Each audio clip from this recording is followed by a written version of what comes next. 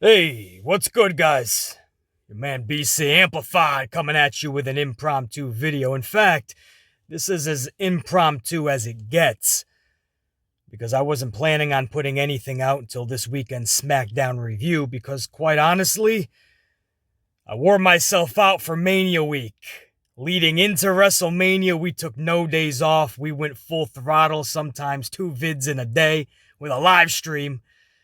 And WrestleMania weekend, we just absolutely crushed it. And then Monday Night Raw review, man, even after Mania, I went full throttle, man. I didn't realize how hard I went on my frustrations with the Bray Wyatt booking.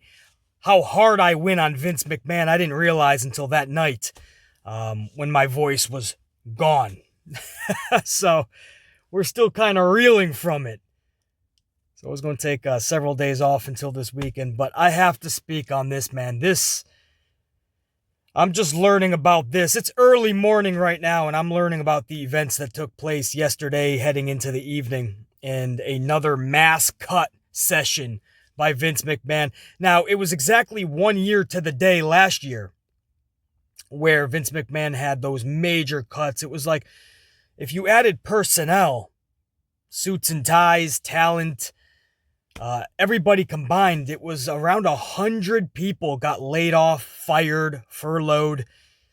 And 1 year to the day, it looks like another 10 individuals have gotten fired, and we don't have any word yet on any suits and ties or actual employees from Stamford, Connecticut. I'm sure we'll get more information throughout the day, or even maybe even more talents, unfortunately, getting cut. But I do have a list right now of 10 names. Again, I'm just learning a lot more about this now. So I'm hoping that one or two at least of these names is either wrong or are going to be rehired, right? Maybe they're going to rethink shit. It happened with Drew Gulak last year. This guy got canned. There was a little bit of a frustration campaign raised on the interweb machine. And before you knew it, Gulak was back. So you never know. But this is what I'm hearing, guys. Early this morning, this is all just transpired over the last 24 hours. These 10 names, plus an AEW talent. I'm going to add that one in too because I'm a big fan of hers. Now we're hearing that she has also cut ties, or AEW has cut ties with her. I want to add her in as well because I just feel it's fitting to do such. But I want to go over these names in WWE first, guys. And then we'll come right back and have a little face-to-face discussion on why this makes zero sense. And anybody that says, oh, well, this is what happens in companies, especially big companies. You're going to have cuts. It's business. You're not going to grow. You're not going to prosper if you don't make cuts. That's no question. We all know that. The issue that's arising is then why would you have a Pac-Man type mentality to begin with? Why would you gobble every talent up? Just because we know what it is, you don't want them to go anywhere else. You have no plans for them. He gobbled up all this talent, had no plans for them, had them sit around, basically killed their careers by doing nothing with them. And then when he saw fit, he cut ties, threw them to the wayside, threw them into the waters with the sharks. They're independent contractors, don't forget. They're not employees. They're not getting any benefits. They're independent contractors. Once they get cut out into those waters with the sharks, they have to hope that people are going to pay them money for their services. But when you've been left stymied, when you've been left to do nothing for so long, who's to say there's any interest in you? Some of these names are going to find it really hard to continue to be a professional wrestler, especially during these times. That's why people have an issue with it, A. B, if you look at some of these names, you're scratching your head thinking, how do you fuck this up? It is impossible to cut some of your A players from the company. And a couple of these names are absolute A players, or should be. And several other names should have been in the mix.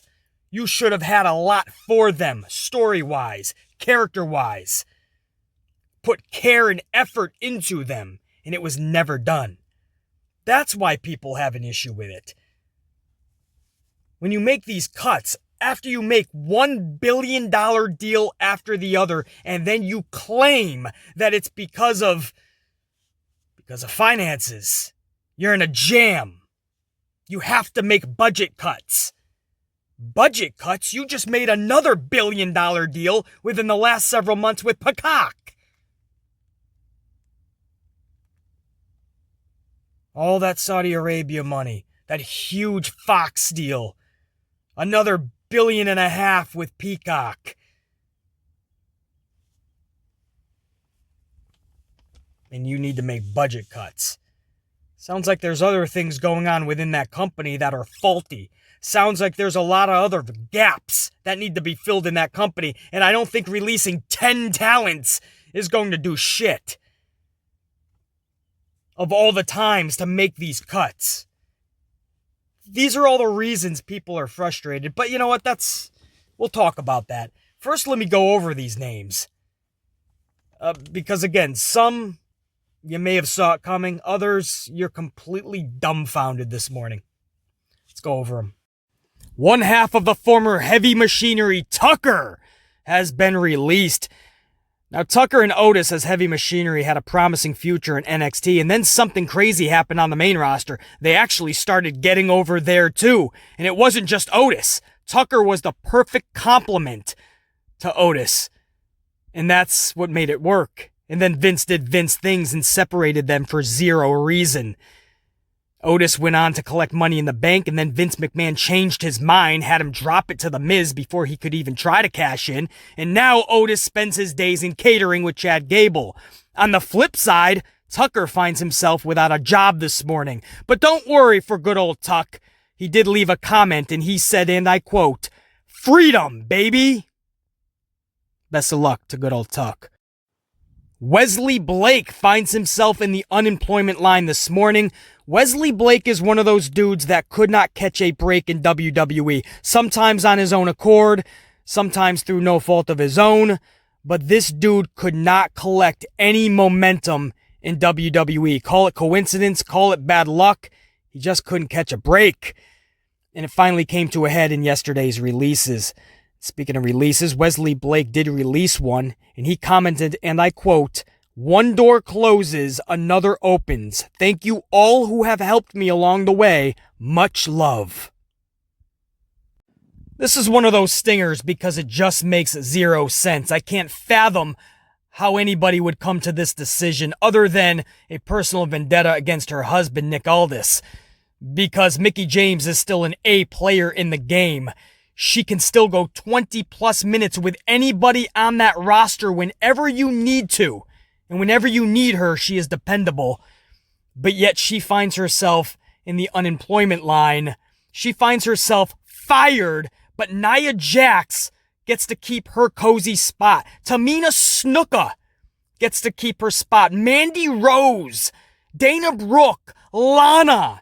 I'm not even trying to throw shade. I just can't comprehend that when you look at your roster and you say there needs to be cuts. We need to cut the dead weight. Mickie James surpasses all of those names and so many more. This one dumbfounds me. You saw what she did when she came back to WWE with the NXT brand. NXT TakeOver Toronto, I believe it was, with Asuka, and you saw how they tore it up. That's what earned her another contract with WWE, and she never let up. No, you see, they just don't give her the time in these matches. They don't put effort into Mickie James. And then they turn around and go, "Thanks for everything, you're fired." This is complete bullshit. Am I frustrated? There's no question. Because again, this doesn't make sense. Mickie has released a statement. She said, and I quote, "Grateful for the memories, grateful for the locker room, grateful for the fans. Grateful for these little keys to my golden handcuffs.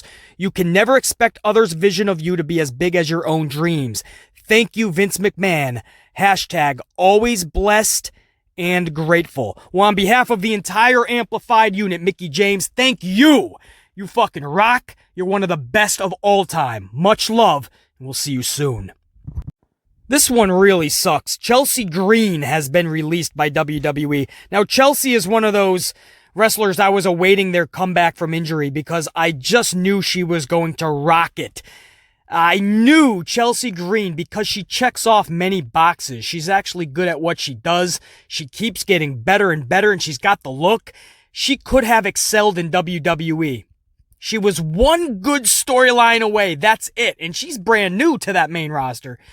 So new that she never even got a chance. Instead, she got fired. It just boggles my mind how these decisions came to be. Chelsea actually released a statement, more of a mini book. Chelsea says, and I quote, "I've made once-in-a-lifetime memories in WWE. I didn't do everything I set out to do, but I'm proud of what I have done. Can you say you were in a Royal Rumble for 14 seconds? So at least she's finding some humor. She goes on to say, "I'm proud of the fact that I never took no for an answer, even after 4 tryouts in a reality show. I'm proud of the fact that I came back stronger every single time. I was knocked down or broken arm, of course recently. Although it's been a few years, nothing has changed. I'm still that girl. Tomorrow I'll get up, dust myself off, and start on my next journey. I'm taking back control. I'm refocusing. And I'm going to do what I've always set out to do, make a name for myself. It's been short and sweet, WWE Universe. I'll see you on TV."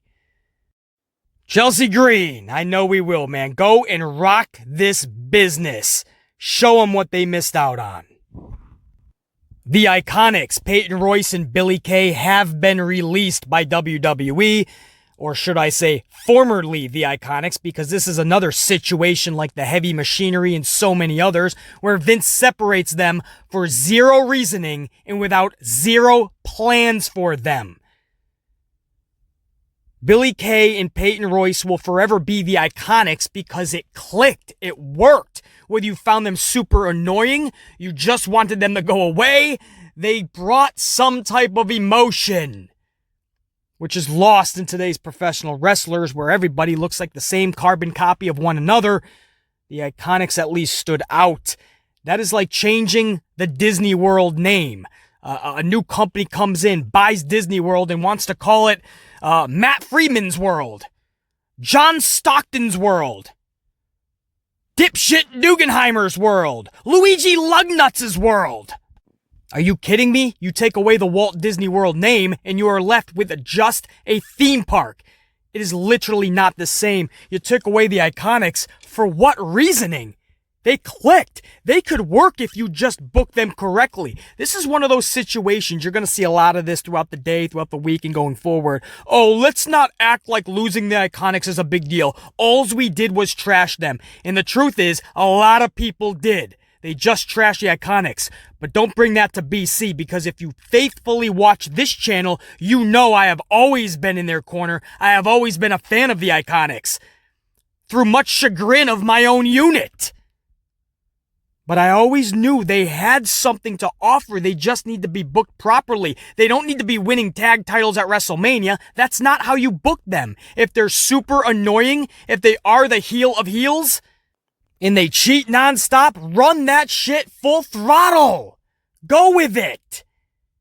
None of this stop-go mentality that this company always does. It looks like they're going to give you a little bit of the rocket, and then they take that shit right back. They give you an inch, they bring you back a mile.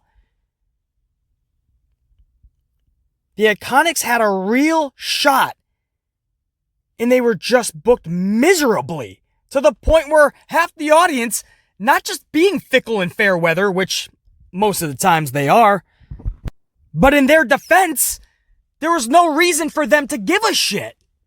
And then you have people like BC, who knows they have the potential, who sees the charisma, who knows there's a connection. Such a chemistry. And they could be used in some really fun storylines and fun ways in matches.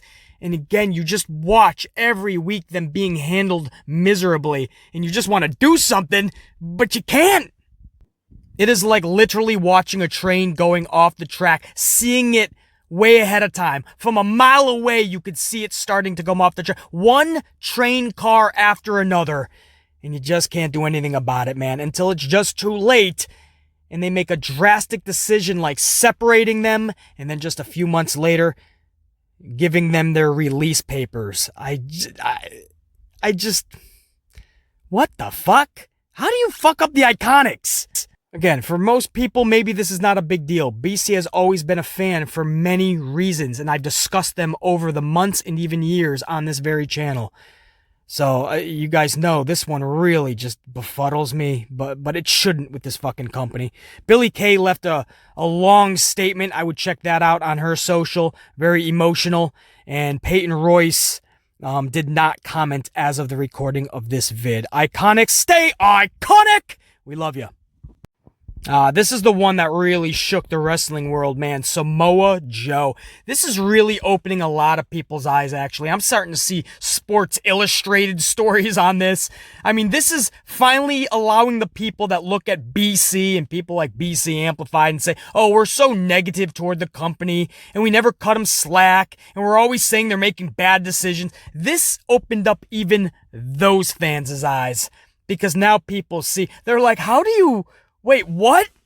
Samoa Joe got released? You fired Samoa Joe. Not only is this dude one of the best pro wrestlers in the world, but he just showed you this last year, he could be one of your solid commentators. This guy's checking off every box. You could put him in a referee shirt. He's probably going to be better than every single one of your referees. So let's release some of our best people. That seems to be WWE's MO. That's Vince's MO, man. Let's release some of our best people. Samoa Joe gets cut. Meanwhile, Ninja Tozawa and Drew Gulak and all of them, they're still going to be chasing around a 24/7 toy championship, the Target championship. You can probably buy that for $9.99 in the fucking toy aisle. They're all going to be chasing around that 24/7 piece. Meanwhile, Samoa Joe is going to be in the unemployment line. How does that make sense in anybody's world? But don't worry, it's not going to be for long. This dude is not going to stay in the unemployment line. Oh no, he's too valuable. You know, every time somebody gets fired, we say, oh, AEW is going to get him, or Tony Khan should get them. Well, how many people do you think AEW can store in their company? They're going to have the same problem as WWE. But Samoa Joe, that's one of those dudes where, yeah, that's pretty obvious. Anybody with a sensible way of thinking when it comes to pro wrestling and they own a company, logic, common sense, Samoa Joe would be at the top of your list. This guy becomes a free agent because somebody else thought he was used goods? Fuck out of here. One man's trash is another man's gold. Samoa Joe ain't worrying about, man, in fact, Samoa Joe, he actually said this. He was having fun with CM Punk on social interacting. But he was also having some fun with Pabst Blue Ribbon, you know, the beer company.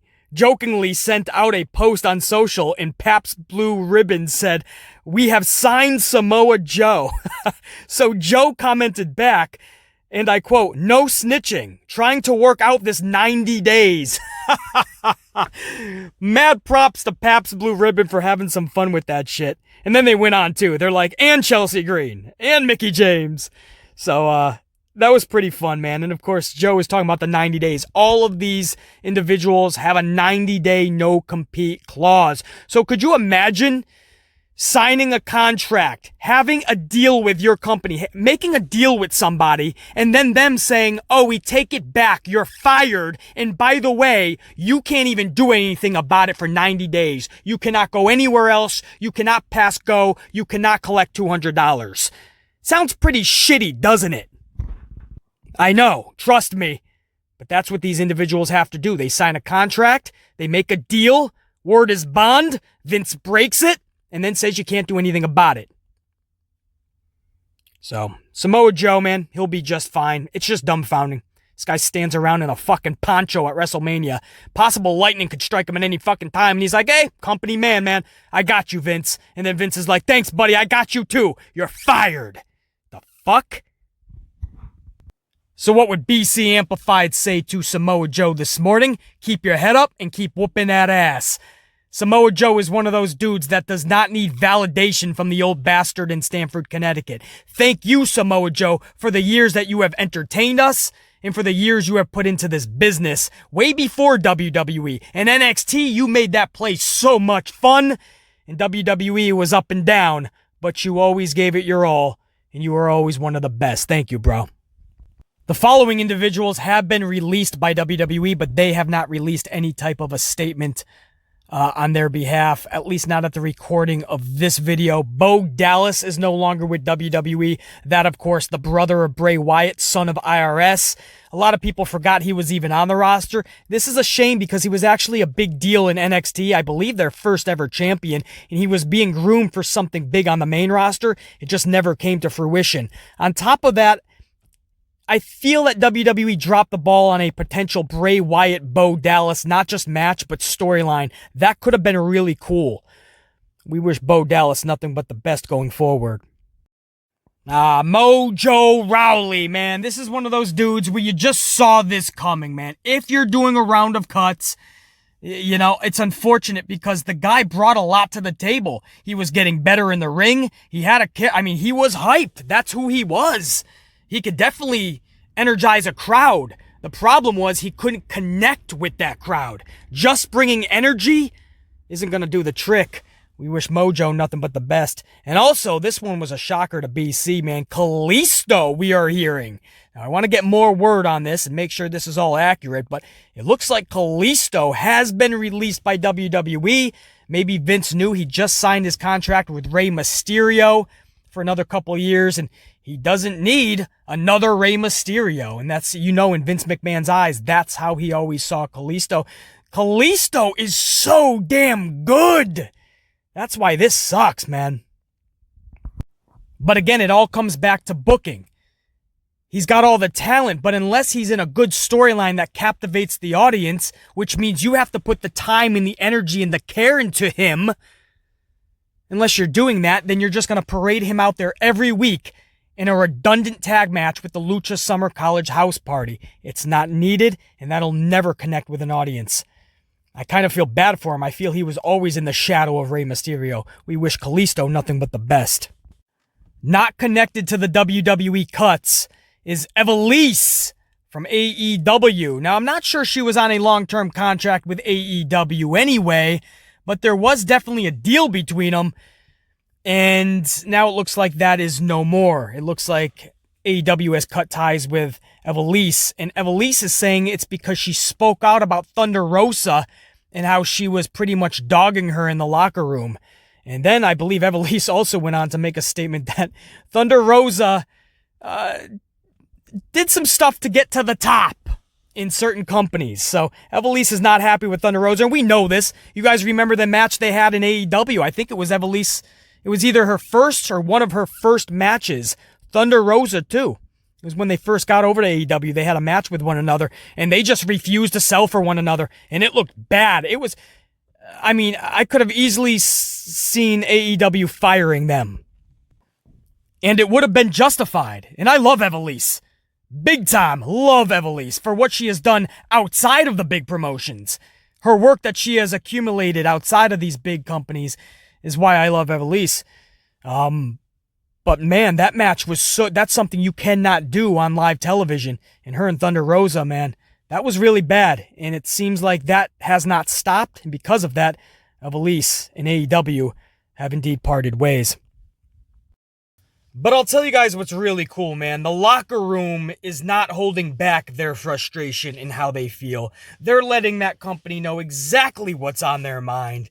And that's really cool, man. And we started to see this with Rusev / Miro when he was frustrated with the company. He was still with the company when he was going on social and just said, I had enough, and calling out the company's BS. We saw it with Luke Harper / Brody Lee. Zack Ryder / Matt Cardona. We've seen it time and time again. Individuals in the company calling that company out. And I'm pretty sure that's why we saw a ton of individuals go to social after these cuts that are still employed with the company, even a lot of them. And they said exactly how they were feeling. They didn't care if they were going to get a phone call next because they were making the company look bad.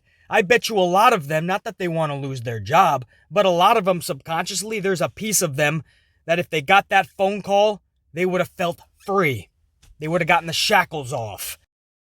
Like Naomi, who posted this comment just hours after the first cuts. Just don't understand. I probably will never. Think about that again, guys. This is Naomi, somebody who is in that company and has been for a good decade. And Naomi says, just don't understand. I probably will never. This gives you a glimpse of what the atmosphere, what it's like in that locker room. They have each other, and that's where the laughs are, and that's what gets them through the day. But when they deal with the suits and ties, when they deal with that company, for the majority of them, and for the most part, a select few aside, and we know who those are, the company is befuddling to them. Could you imagine working for someone and an entity that you just don't understand, and you know they don't understand you? That would suck. And Naomi says, just don't understand. I probably will never. It's easy to listen and watch BC amplified in these videos day after day and say, oh, he complains a lot. BC's negative. BC's overly critical. He overanalyzes. He's always trashing WWE, it seems. What's up with BC? But then you hear the actual talent over the years. From Rusev to Brody, Luke Harper, Matt Cardona, to so many others. FTR, you can go into tag teams. You can go on with the individuals that are dumbfounded by this company. And still nothing changes. I mean, if those walls could talk, if those individuals like Naomi ever have a tell-all, a shoot interview, a book, the things you'll hear. Naomi says, just don't understand. I probably will never. So if you think the fans are frustrated, if you think the fans just don't understand, the talent doesn't even. Xavier Woods posted, wow. And with that, the day is now a bit different. Tells you about how the mood was in that locker room after those announcements. Rhea Ripley left a sad face emoji. Just had no words. Alexa Bliss left the mind-blown emoji and also said, it's not going to be the same. Yeah, because when you rip good people out of your locker room, you're ripping the heart out of your establishment, your entity, your company. Kayla Braxton says, heartbreaking day. She actually had a whole paragraph, but that tells you the gist of it. Heartbreaking day is how she starts it off. Former WWE talent Renee Young just went full blast. Just blasted Vince McMahon. Renee Young says, and I quote, how do you drop the ball on Samoa Joe? How? Injuries aside, what a mistake. She just said straight out, she don't give a fuck. She's not with that company right now. She's not on any contract with them. She's not on a handshake relationship with Vince. She's pregnant, so there's all these emotions going through. She has no filter, bro. How do you drop the ball on Samoa Joe? How? Question mark. Injuries aside, what a mistake. We're all feeling that same sentiment. Paige says, shocked by a bunch of the releases. Iconics were and are absolute gold. I love you ladies so much. Won't be long till you're scooped up and a well-deserved spotlight is shined on you both. Matt Hardy says, thank you, Samoa Joe. Professionally and personally, you're one of the greatest ever. Hope to see you soon. So you got a lot of people in at least AEW that are going to be advocating to get Joe on board. Raquel Gonzalez down in NXT, so even NXT is really speaking out, man. She says, heartbroken. Tegan Knox down in NXT, heartbreaking, along with 2 sad/fed up emojis. And Angel Garza, lost for words, he just put up a sad fed up emoji as well.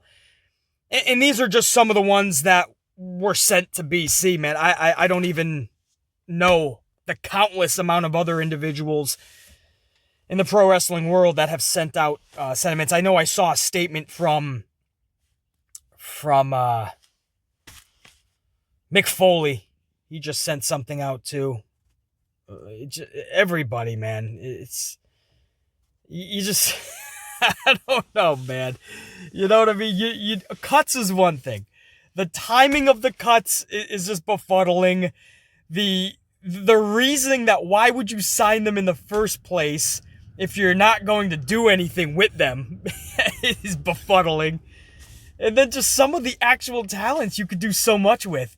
And you look at who is still on the roster and you're thinking, well, wait, why did X have to go when Z is still there?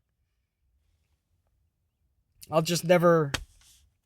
I don't know, man. This company never ceases to amaze me. I always say you should never be shocked with this company and their decisions. Yet somehow they always find a way to outdo themselves and completely shock us.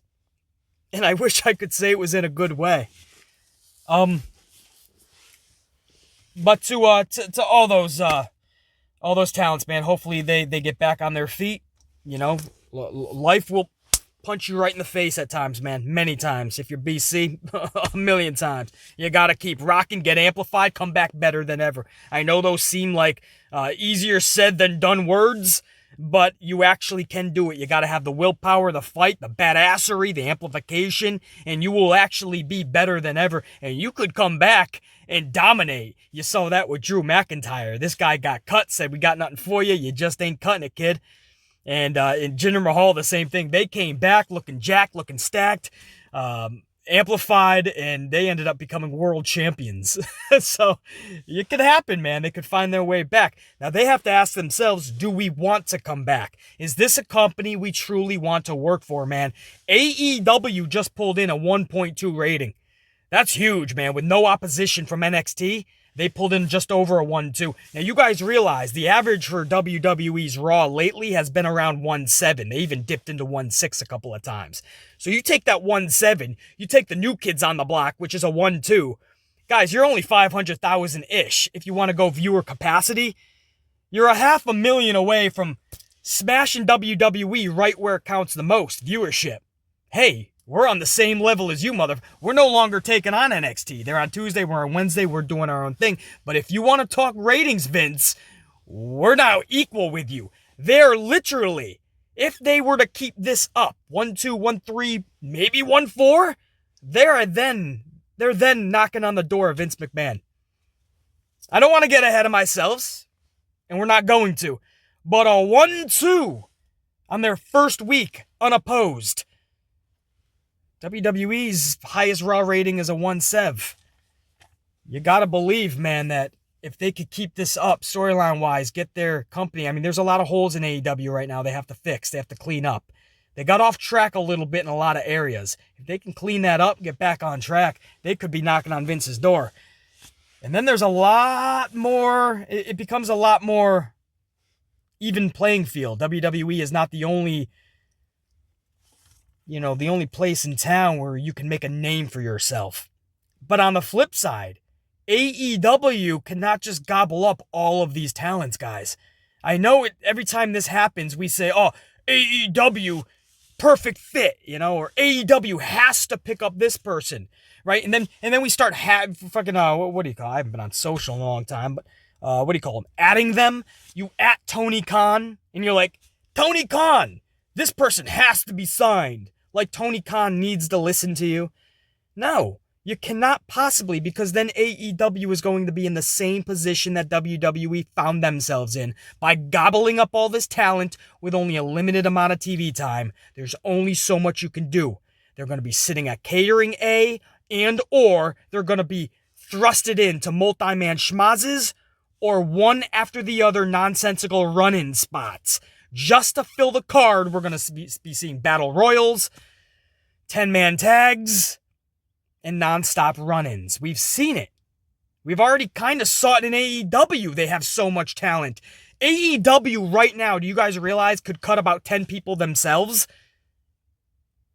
Because it would be better for the company?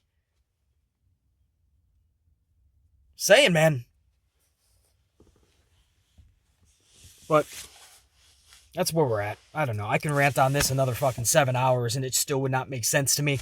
You take somebody out like a Samoa Joe, but Ninja Tozawa, for now anyway, is still there. Great, you never want to see anyone lose. I just don't understand how you don't see value in Samoa, but you're going to keep Drew Gulak over here. The same guy who you got rid of last year, you brought him back because we thought you were going to do something with him, and another year went by and you did nothing with him. But Samoa Joe's the issue? Tucker is the issue when you didn't even give this guy a chance? You're going to get rid of Mickie James, but you're going to keep Nia Jax and Tamina? I just don't understand. And there's nothing that anybody can tell me to make me understand. Just simply saying, cuts happen. Cuts is what progresses business. That does not get away from the underlining issue. Why were all of these talents signed then? Why was nothing done with them? Why are some A-plus talent that the whole wrestling community is talking about right now with Mickie and Samoa, people like that, why are they being cut when others with way less to offer are still in the company? This is what I am saying. It doesn't make sense. And they claim it's budget cuts when they're making more money now than ever before. Yeah, odd timing to fire people.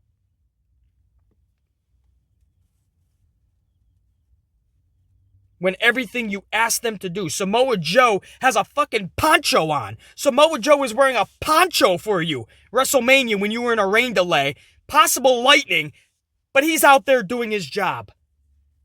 And then days later, how do you reward him? Oh, buddy, Samoa, come here, buddy, I gotta tell you something. You're fired. And take your poncho with you. And then you wonder, and then you say, now you know.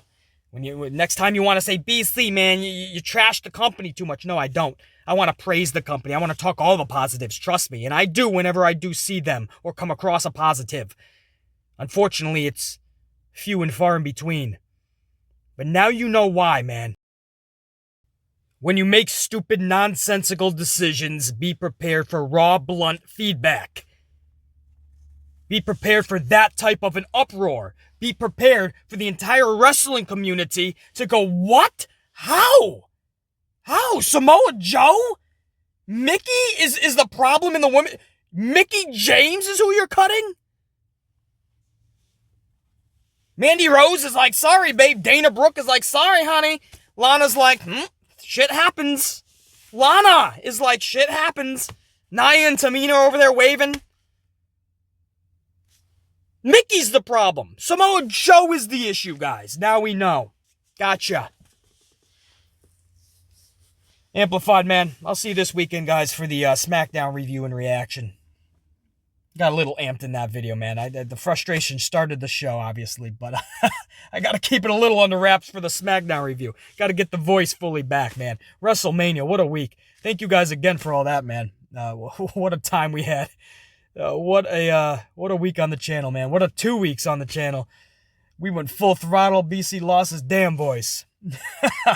So let me try to find that shit some more, and I'll talk to you guys this weekend for SmackDown. All the best to all the talents that got cut, man. Get back on your feet. Rock it out, man. Come back better than ever, or go somewhere else better than ever, man. You don't deserve to be treated like shit. Nobody. Much love. Till next time. Think, be, live, amplified. Check your leader.